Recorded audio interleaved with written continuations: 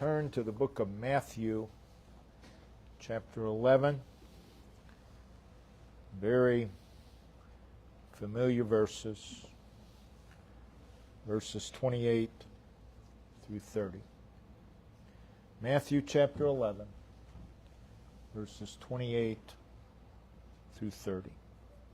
Jesus is speaking. Come unto me, all ye that labor and are heavy laden, and I will give you rest. Take my yoke upon you, and learn of me. For I am meek and lowly in heart, and you shall find rest unto your souls. For my yoke is easy, and my burden is light. Again, these are the words of Christ. They address the problem of restlessness in human life. What we read here are, in the strict context, words of gospel invitation. But they are also words of instruction, words of promise. And what we read here is Christ's answer to the problem or the condition of empty, unsettled, weary, exasperated lives. And his answer for that problem is himself. He's the answer. So what we read here are words of solution. They are words of cure. Therefore, they are words of urgent necessity. They are useful, and they are beneficial words. They are words of consolation. They are words of encouragement and hope. As you read this passage, there is a tone of simplicity, very simple, yet they are remarkable and momentous words. What we see here is an invitation, but I believe we also see a precept concerning the Christian life. The invitation and the instruction of the text are relational to Christ. In verse 28, it is, all ye unto me. I will give you. I will give to you. In verse 29, my yoke upon you. And it's also, learn of me, and ye shall find rest. Twice in the text, verse 29 and verse 30, Christ uses the phrase, my yoke, my yoke. And the main thought of the message will center upon that, my yoke. Our subject this morning is Christ's yoke, our yoke. Again, the text is both invitational, but it is instructional. And in this message, we'll approach it from a precept for the child of God. We'll look at it as a precept for you and I. First of all, let's consider the setting of the text. The chapter opens with Christ teaching and preaching in the cities of Galilee. And at this time, John the Baptist is in prison. And in verses 2 through 6, there is a recorded event in the life of John the Baptist while he's in this prison. In verses 7 through 14, Christ commends John the Baptist, commends His ministry. And then in verse 15, He calls upon His hearers to pay very close attention. Notice verse 15. He that hath ears, let him hear.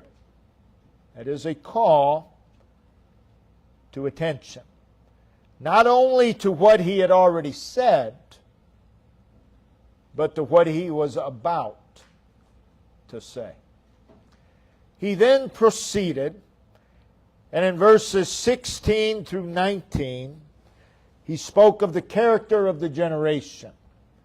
He says, "But wherein shall I liken this generation? What can I compare it to?"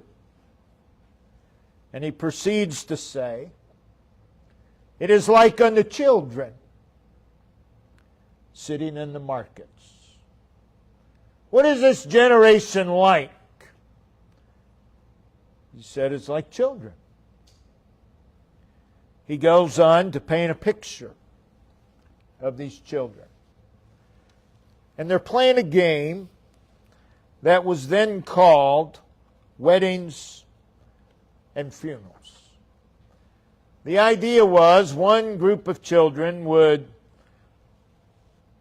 play an instrument, while the others, whether it was a wedding or a funeral, were to dance, sing, or mourn.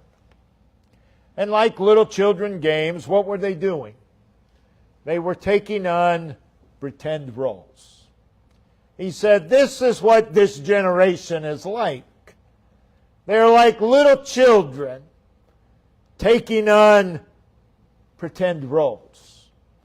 In other words, you all are a bunch of play actors, is what Jesus is saying to His hearers.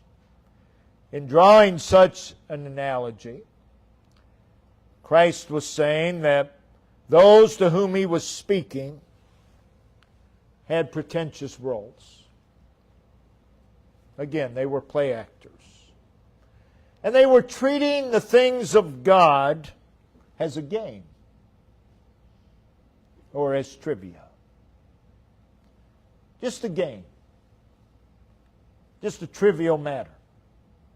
We can participate, we cannot participate, doesn't matter. Just a game. Sounds familiar. Sounds like He's describing our generation. He's describing the generation of that day. Also in His analogy, He speaks of another group. Twice in verse 17, He says, "Ye have not." That is, there was this group of children that did not respond to the game. There's one group of children, they're playing, they're pretending. And there's another group, they're disinterested. They're indifferent. So in using the analogy of children,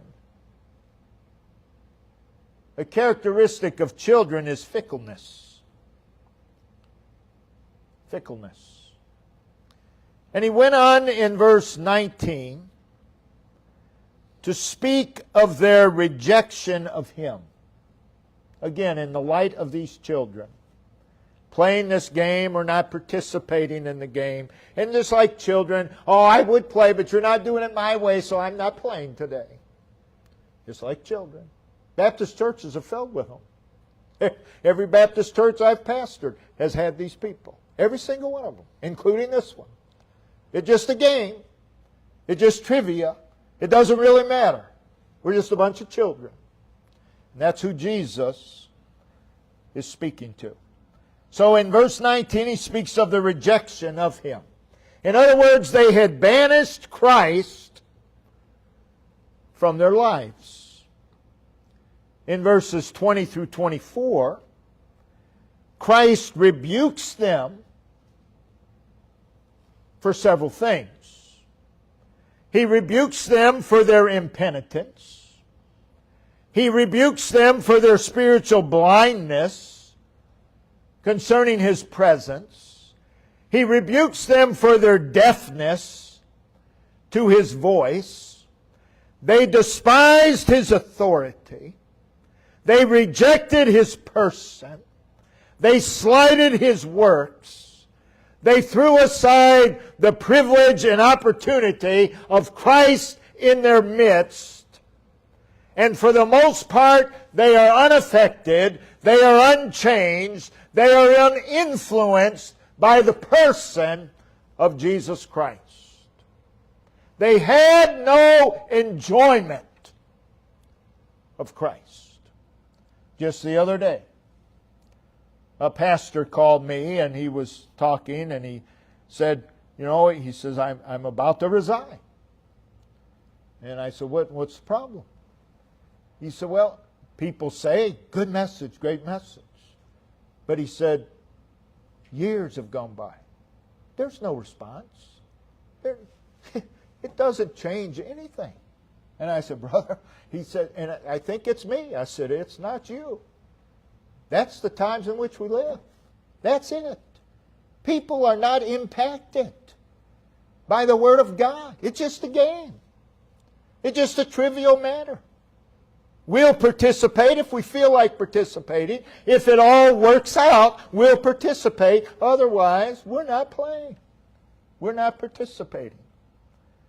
So in his words of rebuke, verses 21 through 24, he made mention of the ungodly and wicked places, such as Tyre and Sidon and Sodom. The implication was that they were in worse shape than the very ones they looked down upon and thought themselves more worthy than.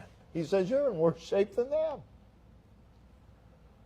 After issuing his stern rebuke, he, in verses 25 and 26, he speaks to God in their hearing. And in the hearing of the people, he spoke of their pride. He spoke of the wise and the prudent. That is, that's what they thought themselves to be. We're better. We're so smart. We've got it together. In his prayer and in their hearing, he spoke of the sovereignty of God. And he spoke of his own authority. And he spoke of his power, his position, and his sufficiency. And then we come to our text. So we know to whom Christ is speaking. The instruction of Christ in our text with regard to a specific problem and need, which is rest, twice mentioned in verse 28 and 29. In verse 28, he said, I will give you rest.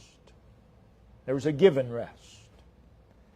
In verse 29, you shall find rest unto your souls. There is a found rest. The implication of twice using that word rest is that they were restless. Those invited to come for this rest are those who've already been described in the setting of the text. It is those marked by carelessness. There's great carelessness today concerning spiritual matters. Disinterest, indifference, fickleness. I get tired of fickleness. I can't imagine the Lord. Get so sick of it. Impenitence, blindness, deafness, self-righteousness, and pride. They are described as those who labor and are heavy laden. The word labor means to toil with weariness. And the word heavy laden speaks of that which is onerous, stressful, very trying. It conveys the idea of being overloaded, and weighted down, and encumbered. It is a picture of that which is trying and exhausting and draining. The words heavy laden speak of the fact that the labor is hard to endure. It's burdensome. It's oppressive. In reference to the unsaved sinner, it describes the one who, as a result of the convicting work of the Holy Spirit, is feeling burdened down with the weight of sin and the guilt of sin and is just tired of their sinful life. And Jesus says, come. But we're not viewing it in the light of a gospel invitation, but it's there. That's really the main thought. But sadly, there are many a child of God who are described by the words labor and are heavy laden. And life and service to the Lord is a burdensome task. It's a burdensome task. They have received salvation rest from Christ, but Galatians 5 verse 1 are entangled again with the yoke of bondage. And as a result, they live lives of spiritual toil, spiritual weariness. How many a child of God live life spiritually pressed down by an opposing force, overloaded, encumbered, greatly restricted and limited?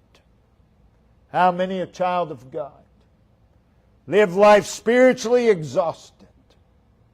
They're always exhausted spiritually. They're always spiritually drained.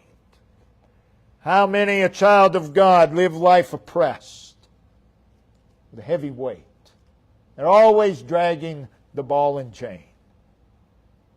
How many a child of God lives spiritually unfulfilling lives? Their lives are spiritually empty. They're unsettled. They're exasperated. They're unstable. They're tempest-tossed like children. They're fickle. Saved by the grace of God. That is not how we are to live. If that's how we're living, we're doing it all wrong. We're doing it all wrong. And yet, this is the life of many a child of God who has experienced God's great and wondrous salvation. Saved by the grace of God. Our lives should not be lives of fear, confusion, agitation. There are God's people, they're agitated about everything and anything and everybody. Fretfulness. Saved by the grace of God. Our lives should not be marked by sorrow and gloom and misery and drudgery. You should not walk in a room and all the joy gets sucked out of it just by your presence. But that's true. That's true. They don't have to say anything. They just have to be there. You just got to walk in a room. It could be a room filled with happiness, and I'm telling you the happiness is sucked right out just by their presence. That should not be a child of God. And oh, how many of God's people, saved by grace, live in the restlessness of the traps and snags of the world. How many a child of God live lives that are restless, they're always diverted, their spiritual lives are always being interrupted. They live life in the restlessness of self. Whether it's self-will, self-sufficiency, self-interest, self-pity, on and on we could go. They live lives in the restlessness of pride and worldliness. Saved by the grace of God.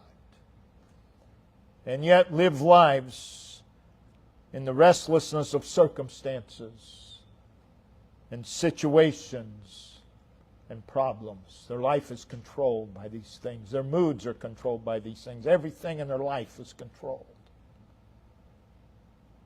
by these things. That's not a good yoke to be under. How many of God's people live lives in the restlessness of depression? And how many of God's people live life in the restlessness of jealousy and anger and malice and bitterness and unforgiveness? Oh, we need to hear the exhortation of Paul. Galatians 5 verse 1, stand fast, therefore, in the liberty wherewith Christ hath made us free. That's salvation. And be not entangled again in the yoke of bondage. So again, in our text, Christ is addressing those who are childish. They are disinterested.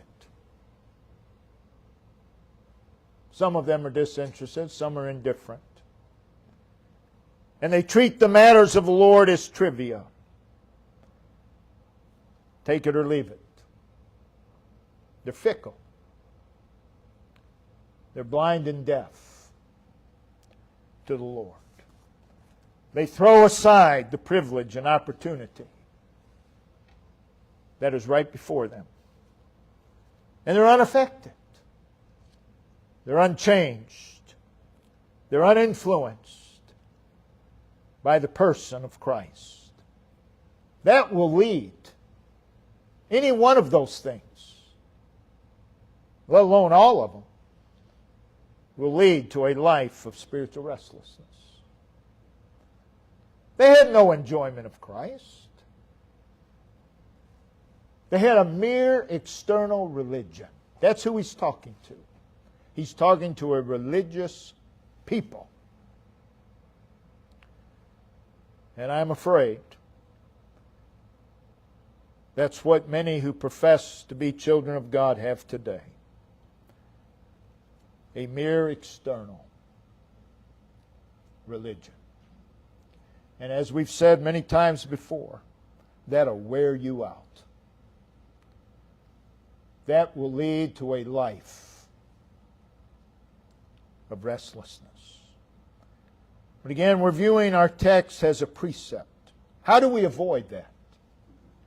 How do we avoid that life? Again, what Jesus said here is the cure for that life. But it's also the way we avoid it. And it is structured around 3 verbs.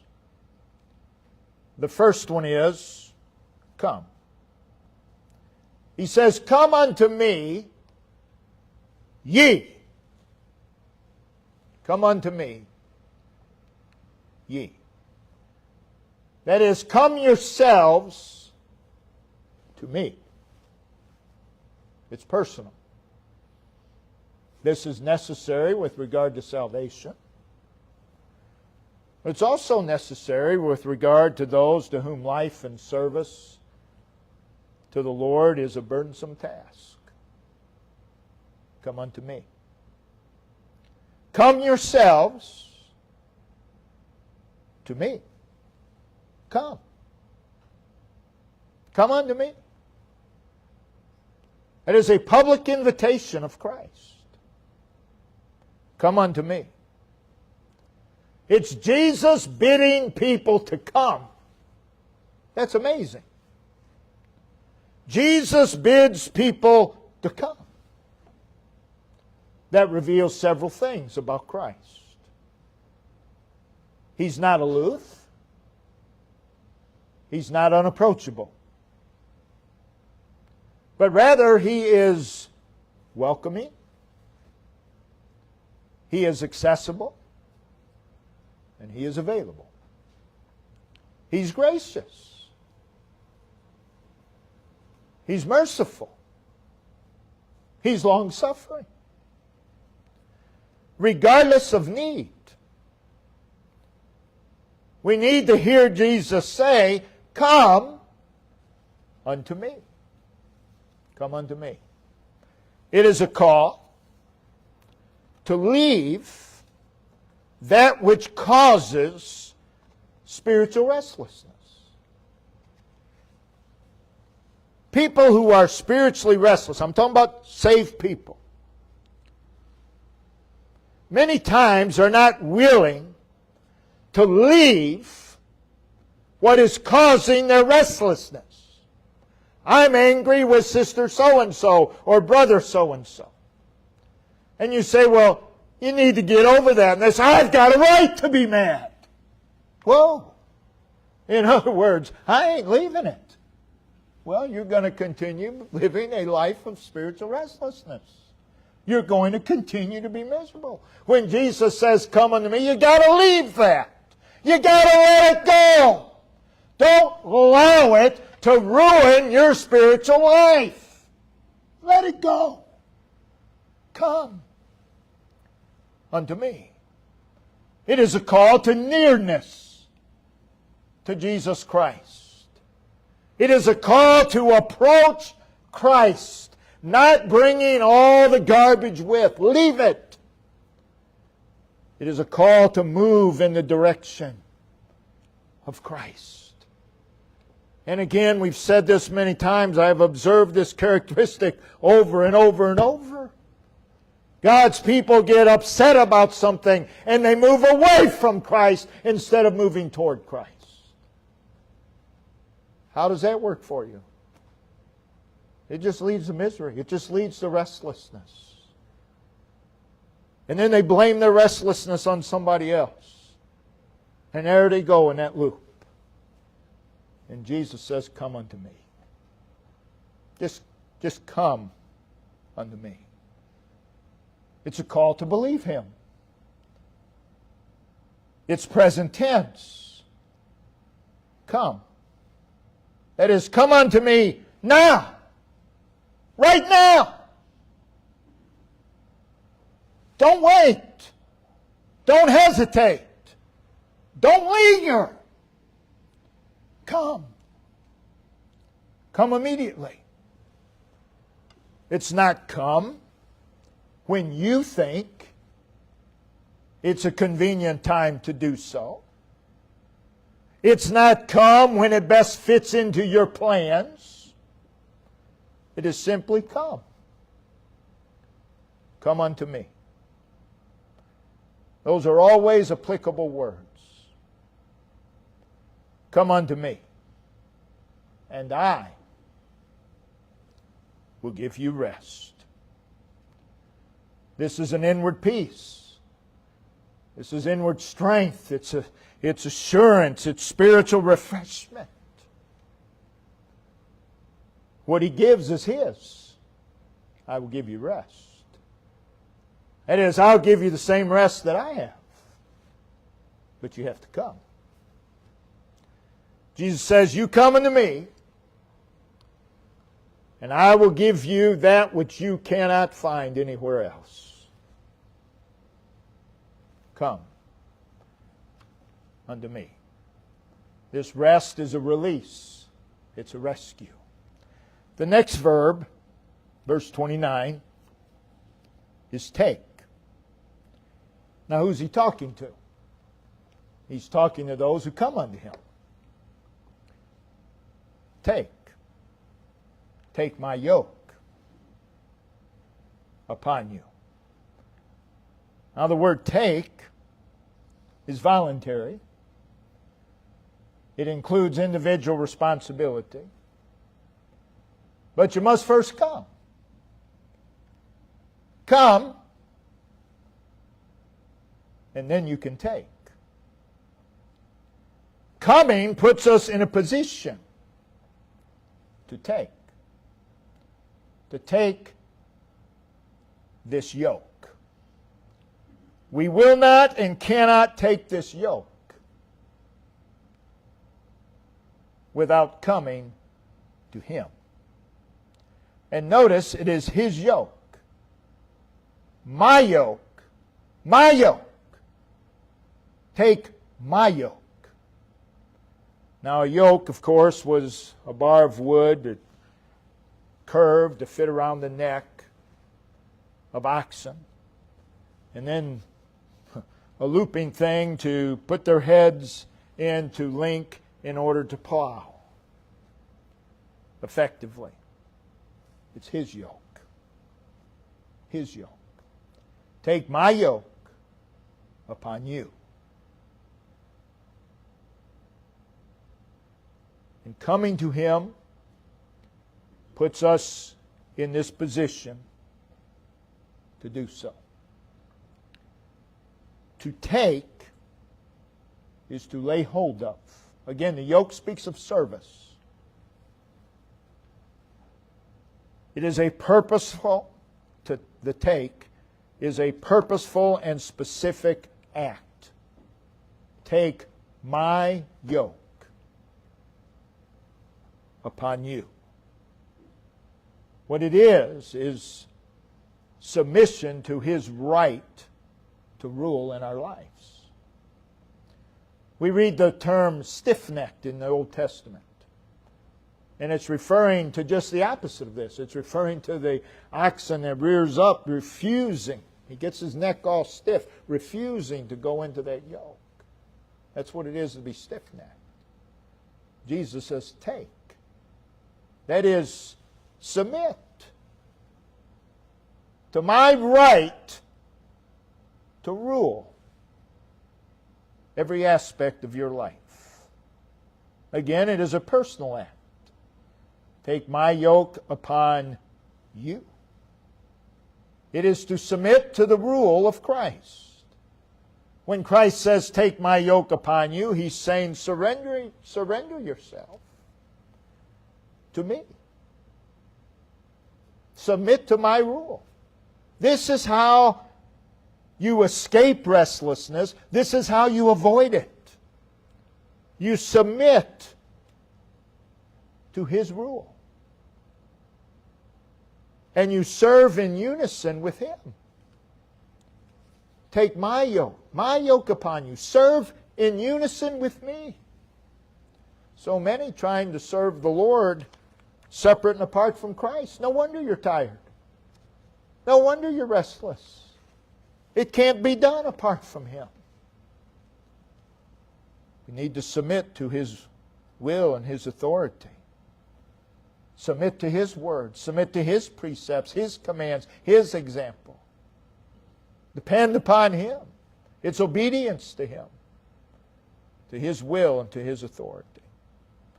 The next verb is learn of me. Come, take, learn of me. We learn from Him as our teacher. But He's more than the teacher, He's also the lesson. It doesn't say learn from me. That's not what it says. It says learn of me. He's both teacher and lesson. And sadly, many have never learned that lesson. He is teacher. He is lesson. To learn of Christ is to be a disciple. It involves a coming to Him and a taking His yoke upon us.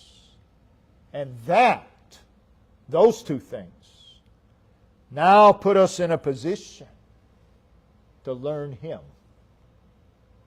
To learn Him. You don't learn Him rebelling against Him. You don't learn Him by being stiff-necked. You learn Him by coming to Him and taking His yoke, submitting to Him. Now you're in a position to learn Him. What does that mean? Learn of me. What does it mean to learn Him? Well, it's living out what He says. It's living out what He says. It's to experience Him in life.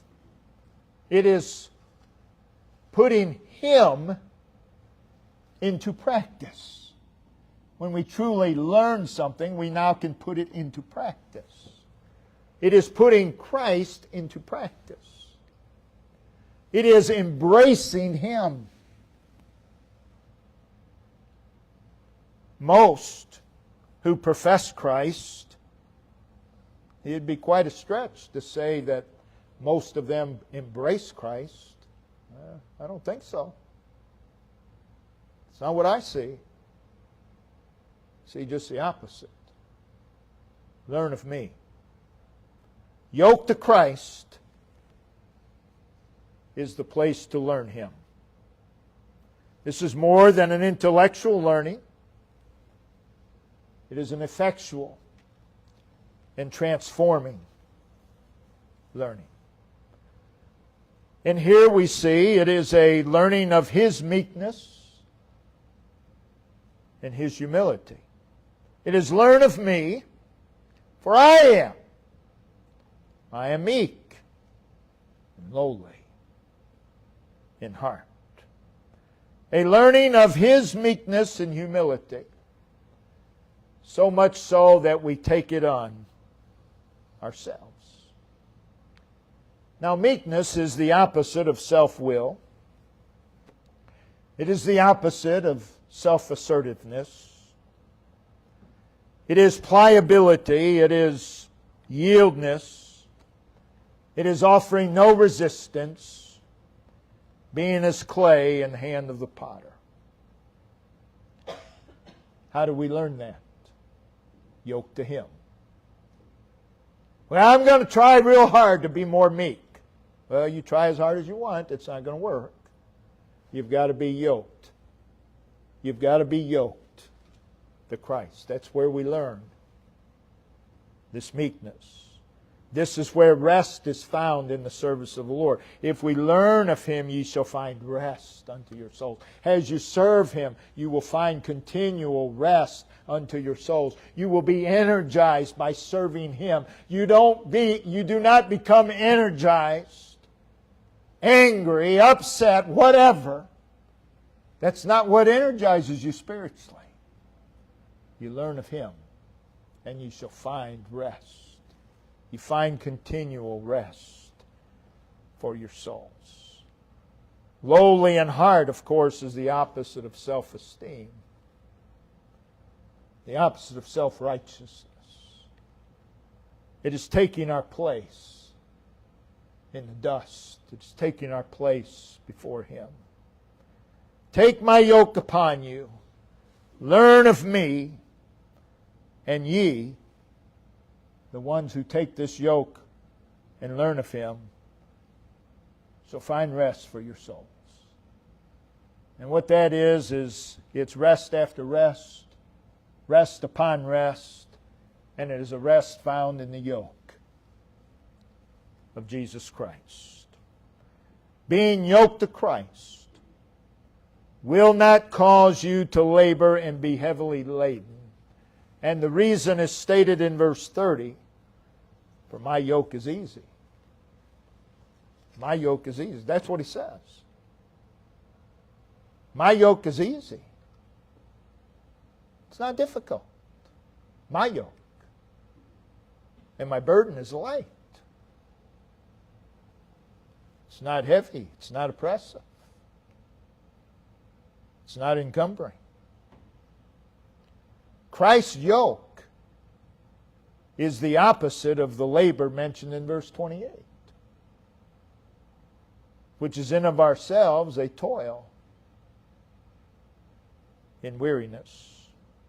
And Christ's burden is the opposite of the heavy laden,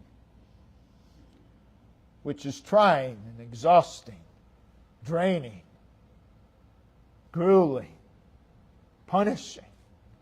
There are a lot of people who profess Christ and they act as if they have to serve the Lord, it's punishing. Because they're doing it all wrong.